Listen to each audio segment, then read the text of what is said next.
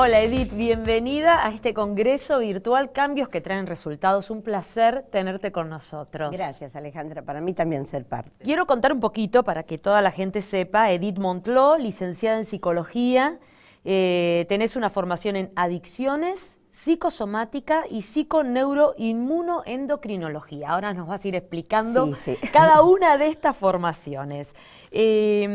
Vos escribiste un libro.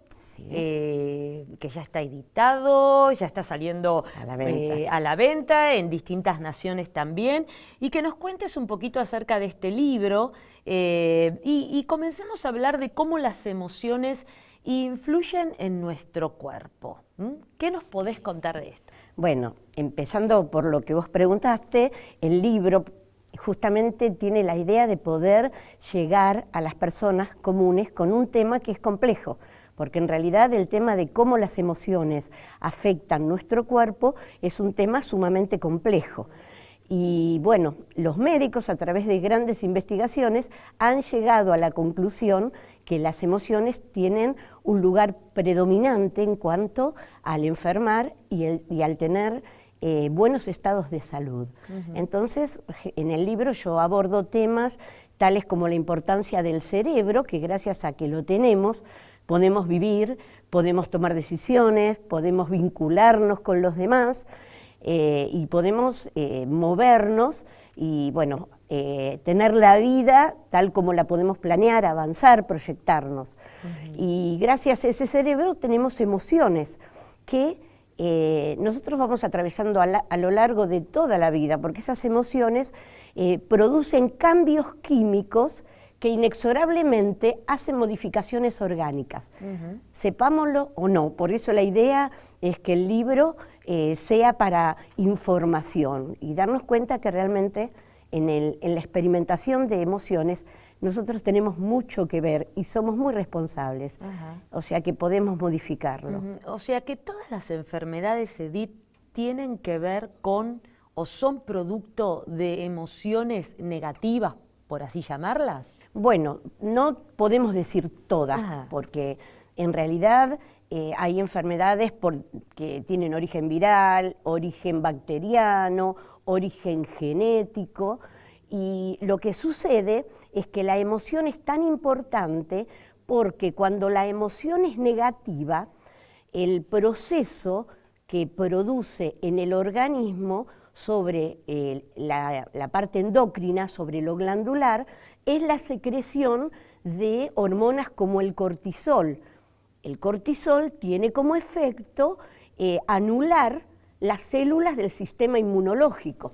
O sea que si yo tengo emociones negativas, vivo enojado, estoy estresado, no puedo perdonar o vivo tensionado, por esa emoción que experimento a diario, lo que sucede es que yo permanentemente voy a estar segregando cortisol. El cortisol puede estar en un momento en que yo tengo un impacto, en un momento puntual, pero cuando ese cortisol es parte de mi vida en forma constante, sobre el sistema inmunológico produce digamos, paraliza a los linfocitos T, las células killer, que son las encargadas de comerse los virus, las bacterias y todo, aún las células cancerígenas. Por eso, si bien no todas las enfermedades, uno puede decir, tienen origen emocional, porque algunas pueden decir, se le murió el cónyuge y se enfermó de tal o cual cosa, que eso se da así de una manera muy puntual a veces, pero indirectamente siempre el hecho de que las emociones están protegiendo el sistema inmunológico cuando son positivas, eso sucede para todas las enfermedades, porque yo puedo tener una carga genética, digamos, con el cáncer. En mi familia todos han fallecido de cáncer y yo tengo esa predisposición. Pero si yo tengo mi nivel emocional en óptimas condiciones, si yo vivo una vida positiva, tengo expectativas positivas, soy una persona que voy hacia adelante, que supero las cosas, aunque yo tenga una predisposición genética, mi sistema inmunológico va a estar en tan buenas condiciones que aunque aparezca la posibilidad de un cáncer, en mí no va a tener efecto. Claro. O sea que también tiene que ver con el curarse más rápido de una enfermedad, ¿o no? Tal cual, Ajá. exactamente. Por eso las personas que sufren de depresión son las personas que con patología de base que más enfermedades tienen secundarias, colaterales. Contame más detalladamente eso. Bien, la persona que vive deprimida, Sí. o sea, que tiene su sistema inmunológico muy bajo. ¿Por qué? Porque la depresión de por sí mantiene mi organismo con altos niveles de cortisol. O sea, no da lugar a las endorfinas, no da lugar a que la serotonina determine mi pum para arriba y determine mi positividad frente a la vida. Todos sabemos que el depresivo tiene una forma de ver la vida, que todo es gris, que todo es negativo. Entonces, ¿qué sucede? Cuando una persona tiene un que puede ser, hablemos de una depresión mayor o de personalidades con rasgos melancólicos. Claro, melancólicos o depresivos, ¿no? A veces es una patología instalada y a veces no hay una patología así instalada, pero sí rasgos de personalidad. Y en definitiva producen diferentes intensidades, pero producen lo mismo, ¿no? Claro. Así que cuando yo tengo un estado de ánimo en que yo enfrento la vida con optimismo, cuando yo puedo sobreponerme frente a las situaciones y puedo decir, esto a mí no me va a tirar, esto no determina mi vida, esto que me pasó en la infancia no va a determinar ni mi presente ni mi futuro. Yo tengo la capacidad de poder sobreponerme. Claro, pero ¿cómo haces vos cuando te viene un paciente que vos le detectás que es una depresión, ¿no? Tal vez la persona no puede definirlo. ¿Cómo comenzás ese tratamiento? Porque hasta llegar a que la persona pueda entender que no tienen que definirlo sus circunstancias y demás, ¿cómo empezás? Porque hay mucha gente ahora, y especialmente en toda Latinoamérica, que nos está viendo y tiene algún familiar o está sufriendo de depresión porque se lo diagnosticaron. ¿Cómo se empieza el proceso? Si la persona tiene un diagnóstico de depresión, inevitablemente va a tener que ver a un psiquiatra para que lo ayude con los psicofármacos, porque a veces la depresión, que es un desbalance químico, todo ese proceso es por una deficiencia de serotonina, una deficiencia en las endorfinas que indefectiblemente conducen a la persona a una depresión. A ver, vos decís es un desbalance químico. Entonces, ¿y ahí dónde están involucradas las emociones? Porque a veces pensamos que solamente tiene que ver estoy mal, estoy deprimida porque no consigo esto, no tengo pareja o tengo una mala vida. Entonces, que todo sería emocional. Primero es lo emocional y después lo químico, el huevo o la gallina, ¿no? No, ¿cómo sería? En el caso de una depresión diagnosticada, lo primero es el cuerpo. Ajá. O sea, ¿por qué uno deriva al psiquiatra? El psiquiatra es un médico, que es el que medica y el que está autorizado y capacitado para indicar los químicos adecuados para que, digamos, que la enfermedad mental en ese momento o el estado anímico pueda revertirse. Entonces, muchas depresiones están relacionadas a ese desbalance químico, porque a veces puede ser una depresión producto de una situación que no se puede manejar. De pronto hay una pérdida en la familia, una persona muy importante, o a veces lo que produce no es porque sea querida, sino porque la pérdida en la familia, hay culpas por cosas que no se resolvieron, o sea, hay infinidad de situaciones. Y bueno, cuando la persona tiene una depresión que es diagnosticada psiquiátricamente, es inevitable como primer paso que vaya al psiquiatra. Entonces, ¿qué pasa? El psiquiatra pone en condiciones el desbalance químico, que es lo primero. Es la ayuda que el cuerpo necesita, es imperioso. Que no se puede dar de otra manera. No, porque eso es algo médico. Claro. Es algo como de pronto uno puede tener una deficiencia en el hígado, que su hígado no segrega las enzimas adecuadas, entonces cuando come grasas le cae mal el asado, le caen mal los fritos. ¿Por qué? Porque le falta determinadas enzimas que él no está segregando su hígado. Entonces el psiquiatra de la misma manera actúa a través de la medicación con un equilibrante en cuanto a los fluidos químicos que influyen en el estado anímico, como para hacer, dar un puntapié. A veces es un puntapié inicial para que la persona se equilibre, claro. Pero a veces las depresiones mayores son depresiones que se medican de por vida. A veces hay personas que cuando aprovechan la psicoterapia como un espacio para cambiar y para progresar, eso es fantástico, porque cuando la persona se da cuenta que puede y que hay muchas decisiones que puede implementar para generar un cambio, como levantarme a la mañana, por ejemplo, como decidir bañarme todos los días, que son cuestiones que muchas veces se dan de forma negativa en la persona que padece depresión.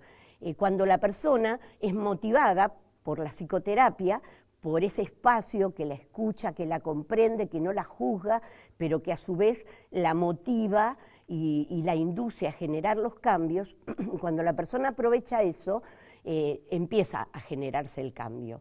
Y realmente es admirable ver pacientes que uno inevitablemente lo tiene que derivar al psiquiatra, porque a veces pasa, me ha pasado con pacientes adolescentes que vienen porque la mamá encuentra en su celular que está mirando métodos para suicidarse, y vienen, y de pronto, bueno, cuando hay una persona que está pensando en suicidio, un psicólogo no puede evitar el hecho de la interconsulta psiquiátrica. Claro, claro. Entonces, es hermoso poder ver, me pasó ayer con una paciente en esas circunstancias que tuve que derivarla al psiquiatra, y hablando de cómo iba el tratamiento, me dijo, ya me dio el alta. ¿Por qué? Porque ya todos los cambios que deberían darse en ella ya se dieron.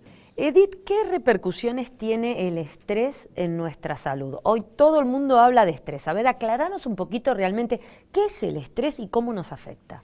Bien, el estrés en realidad es un estado anímico producto de nuestra propia evaluación frente a las situaciones.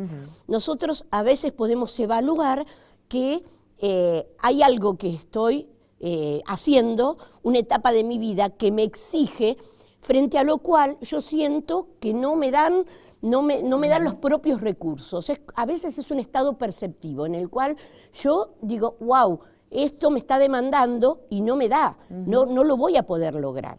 O sea, el estrés puede ser negativo y positivo, porque ante la misma circunstancia hay personas que pueden decir, wow, esto me motiva, esto es algo grande, esto es diferente, me exige, genial, voy a dar el máximo potencial. Pero hay otras personas que tienen la situación opuesta, el hecho de que empiezan a generar una emoción que es la misma que la que nuestros antepasados tenían frente al miedo, al temor. O sea, el temor frente a la situación de encontrarse con un predador, el hombre prehistórico generaba un miedo. Ese miedo, ese temor, era la situación que él tenía que hacer. ¿Salgo corriendo o ataco? Claro. O sea, se daba una situación... Son como las dos respuestas, ¿no? Claro, las dos respuestas, exactamente. El síndrome justamente el estrés se llama síndrome de adaptación, porque es una respuesta del organismo. Y dame un ejemplo cotidiano de nuestros días. ¿Cómo sería atacar o cómo sería huir? Bien, en realidad este ejemplo que yo te daba era para explicarte que esa situación lo que genera no es tal vez el atacar y el huir en nuestros días, lo era para el hombre prehistórico. Sí. Y nosotros conservamos en nuestro cerebro ese lugar de estímulo donde las situaciones como estresantes nos hacen reaccionar como al hombre prehistórico le resultaba el atacar o huir. ¿Qué es? Hay un cambio biológico muy importante, porque si el hombre tenía que salir corriendo o atacar, tenía que de pronto hacer de que toda la fuerza estuviera o en sus brazos o en sus piernas. Entonces ya el organismo biológicamente, ¿qué hacía? Toda la sangre iba a los miembros y hay un montón de situaciones que se detienen en el organismo en ese momento. Se detiene el crecimiento, se detiene la parte de sexualidad, porque todo tiene que ir a escapar y huir. Ahora, nosotros cuando enfrentamos el estrés, enfrentamos la misma situación, porque lo que se desencadena es lo mismo de lo que hablábamos recién, que es el cortisol. Sí. O sea, frente a una situación que a mí me supera normalmente, o sea, o en una situación estresante, mi organismo sufre ese desbalance químico y frente a ese desbalance químico, mi cuerpo ya está en inferioridad de condiciones. Claro. Como dijimos antes, el cortisol lo puedo tener en determinados momentos, pero no siempre. Y básicamente el estrés tiene como característica el sufrimiento. Ah, mira. Porque no es el exceso de trabajo. Yo puedo trabajar 12, 20 horas al día y disfrutarlo, y eso no me genera estrés. El estrés se determina cuando la situación que yo estoy viviendo me resulta desagradable, me resulta sufrida y me resulta una carga. Claro, pero eso tiene que ser constante, pero si es una vez, por ahí el cuerpo no lo registra, Claro. o sí también. En realidad nuestro cuerpo está preparado para superar, por eso se llama síndrome de adaptación. Sell, cuando él lo descubrió, él lo llamó síndrome de adaptación, porque si frente al estrés uno logra adaptarse, ya no hay más estrés. Claro. Ese es digamos, lo que normalmente debería pasar. Claro. Porque frente a esa situación, mi cuerpo aprendió y mi psiquismo aprendió que lo puedo lograr. Perfecto. Así que el tema del estrés es que a veces el estrés viene como síntoma y ahí es donde tenemos que prestar atención. A veces el estrés viene como síntoma de no poder decir no. Uy, qué bueno que está eso para la cantidad de mujeres que nos están viendo ahora. Realmente, las mujeres no sabemos decir que no, creemos que somos imprescindibles y que si no lo hacemos nosotros, el mundo no va a seguir girando. No, estamos equivocadas. Nosotros tenemos que cuidarnos y tenemos que aprender a saber decir que no, porque cuando no sabemos decir que no, nuestro cuerpo dice que no a través del síntoma y a través de la enfermedad. O sea, nosotros a veces padecemos de pensamientos exigentes que son buenos, porque los pensamientos exigentes nos motivan a hacer las cosas bien, con excelencia, nos ayuda a tener mayores logros. Pero hay otros pensamientos que son los hiperexigentes, que esos son negativos, porque son pensamientos descalificadores, que son pensamientos que están regidos por el super yo, que siempre ve que todo lo que hacemos puede hacerse mejor, ve toda la parte negativa, y bueno, esos pensamientos hiperexigentes son los que tienen un lugar predominante en el estrés, pero nosotros tenemos un cerebro sabio, lo tenemos a nuestra disposición para decidir qué pensamientos voy a tener y voy a permitir que se mantengan en mi vida, ¿no? ¿Y cómo se aprende? Porque es como calibrar otra vez la cabeza, la mente, ¿no? ¿Cómo hacemos para aprender a pensar bien? Y nosotros creo que tenemos primero que ser conscientes que podemos hacer el cambio. Lo podemos hacer, no importa la edad que tengamos. Mira, justamente me pasó antes de ayer, una mujer que había comprado el libro y me emocionó con lo que me dijo, porque me dijo, el libro que le pedí que me lo dedicara al final no fue para mí, dedíqueme otro, porque se lo di a mi papá. Mi papá es un hombre que está en silla de ruedas.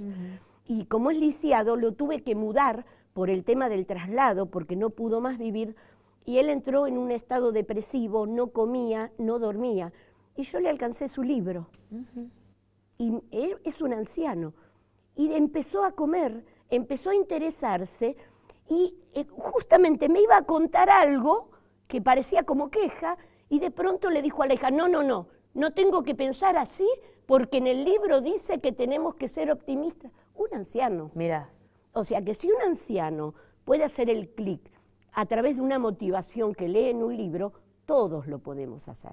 La cosa es que decidamos dentro nuestro pagar el precio de hacer el cambio, porque Claro. a veces queremos que los cambios los hagan los que nos rodean. Claro. Y a veces esa responsabilidad o esa posibilidad de hacer el cambio, que obviamente es una exigencia, que me hace salir de mi zona de confort, que tal vez no es lo que me gustaría hacer, pero realmente vale la pena. ¿Cuál es la diferencia entre un síntoma y una enfermedad? Creo que vos en tu libro lo tenés bien claro y nos gustaría que nos expliques esa diferencia. Bueno, el síntoma es algo visible que se puede dar, que todos en algún momento lo hemos vivido. Frente a un examen, tengo un desorden gastrointestinal, que frente a una entrevista de trabajo, tengo un dolor de cabeza que no doy más, y bueno, de pronto frente a llamadas telefónicas desagradables, tengo, esa descarga de acidez, de ácido en mi estómago. Eso es un síntoma, todos lo padecemos porque nuestras emociones nos hacen vivir ese cambio. Eso es algo circunstancial. Pero cuando mi cuerpo se acostumbró a tramitar la emoción en el cuerpo, no es el lugar adecuado. Nosotros estamos hechos para tramitar la angustia y los problemas a través de la palabra. Esa es la vía lógica, la vía saludable frente a los conflictos que la vida nos presenta en los diferentes momentos. Cuando nosotros no hablamos de la manera adecuada como deberíamos hacerlo, nuestro cuerpo, con eso que callamos, nos manda un síntoma, que es una forma de decir, acá pasa algo. Cuando el síntoma es ocasional y siempre elige un lugar distinto, hoy me duele la cabeza, mañana tengo acidez, pasado tengo una descompostura, lo que fuere. Al elegir diferentes vías de facilitación somática generalmente no producen daño, pero cuando es reiterativo, ya de la acidez puede pasar a que haya trastornos digestivos y que ya haya alimentos que no pueda ingerir. ¿Por qué? Porque ya hay una gastritis. Claro. Esa acidez reiterada ya me produjo un pequeño daño en la mucosa del estómago y tengo gastritis. Ya de ese problema ocasional ya hay un problema funcional. O sea, perdóname, esa persona que dice, hoy me duele acá, mañana acá, pasado allá, que la pierna, que el brazo, que la cabeza, es menos probable que se enferme de algo, que tenga una enfermedad. Enferma a los demás. Enferma a los demás, claro. Pero la persona que sí siempre va al mismo, o sea, siente el dolor en la misma parte del cuerpo o en el mismo órgano, esa sí se puede enfermar. Claro, pasa al tercer paso, que sería la lesión del órgano. O sea, cuando lo funcional sigue siendo reiterado, esa funcionalidad provoca la lesión. O sea, lo que podría ser una sensación de acidez ya es una gastritis que me condiciona lo que como, lo que puedo comer, y después puedo pasar a una úlcera. ¿Y quién elige esa parte del cuerpo? ¿Somos nosotros que elegimos? Es nuestro propio psiquismo.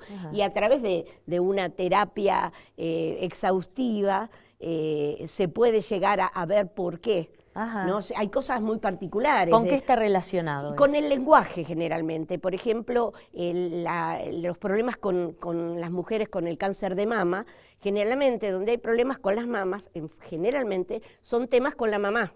Mirá. O sea, que cuando viene una paciente me dice, sí, a mí me operaron de cáncer, yo ya directamente le digo a tu mamá y te miran como diciendo, wow, esta mujer tiene superpoderes que no empecé a hablar y ya sabe que mi mamá es una mamá muy invasiva, que yo no resolví mi tema con ella. Entonces, generalmente tiene que ver con el lenguaje, ¿no? Y también con la predisposición genética, porque hay familias que tienen ciertas, digamos, debilidad porque tienen una carga genética y de pronto el síntoma y la enfermedad, como decía Freud, siempre utiliza la base, la apoyatura orgánica y la predisposición negativa de enfermar del cuerpo.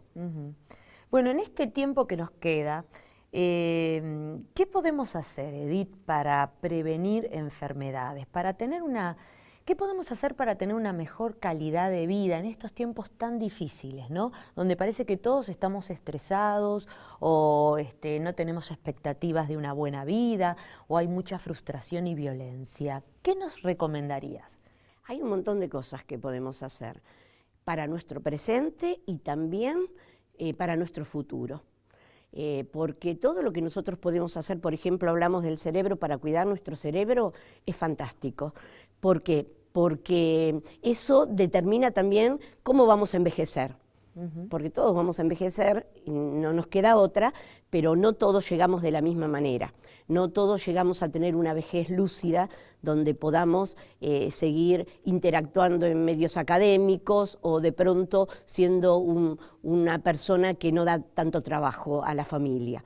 Nosotros podemos cuidar nuestro cerebro a través de nuestra alimentación, hay cosas que favorecen, todos podemos poner en YouTube, leer que hay alimentos que son negativos, las harinas blancas, las azúcares refinadas, y frituras, que las verduras, y como dice el doctor López Rossetti, la mejor farmacia es la verdulería, o sea, ingerir todos alimentos naturales, verduras, frutas, hacer ejercicio físico, la caminata, de pronto, que es algo que está al alcance de todos, hace que el golpe del talón sobre el piso genera todo un estímulo nervioso a lo largo de toda la columna vertebral que estimula mi cerebro. Por eso es tan importante que además todo lo que nosotros hacemos por estudiar, al hacer cursos, es una fuerza contraria al envejecimiento neuronal. El Alzheimer produce un efecto degenerativo de la corteza cerebral hacia adentro. Y todo lo que yo hago estudiando, progresando, haciendo cursos, es una fuerza de conexiones neuronales progresivas hacia afuera. O sea que si yo me ocupo de estudiar, yo voy a progresar, y si bien no voy a hacer nada, no puedo evitar que pasen los años, sí que la vejez tenga efectos negativos. Y como algo fantástico, quiero compartirle lo que dice el doctor Mario Alonso Puig, que es fantástico. Él dice que la sonrisa se descubrió a través de Duchenne, que fue una persona que hace muchos años estudió 20 y pico de clases de sonrisa, pero él dice que habla del poder de la sonrisa, y dice que cuando sonreímos, este arco que nosotros producimos cuando sonreímos tiene un efecto directo sobre el cerebro.